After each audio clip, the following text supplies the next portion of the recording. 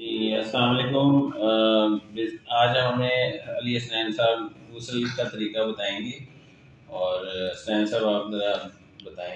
देखें गुस्ल, पहले तो वालेकुम अस्सलाम। देखें गुस्ल एक इंतहाई ज़रूरी एक फ़रीज़ा है जिसके बगैर इंसान पाक नहीं हो सकता, अगर तो वो नापाक हो जाए। जी तो ये मुसलमान पर फ़र्ज़ है इसको। तो गुस्ल के लिए 3 फ़राइज़ होते हैं। सबसे पहले आपने कुली करनी है और 3 दफ़ा आपने पानी ऐसे अपने नाक में डालना है कि वो नरम हड्डी जो है आपकी वहाँ तक आपको महसूस हो। उसके बाद आप पूरे जिस्म में पानी बहाना है कि आपका एक भी जो बाल है ना वो खुश्क ना रहे।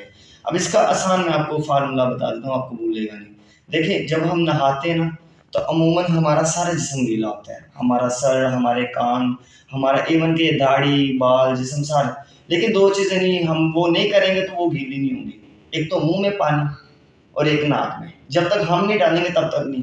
ये 2 काम है, इसके अलावा मेरे ख़्याल में ना सारा कुछ ही हम वुज़ू में गुस्ल में कर रहे होते हैं नहाते वक़्त।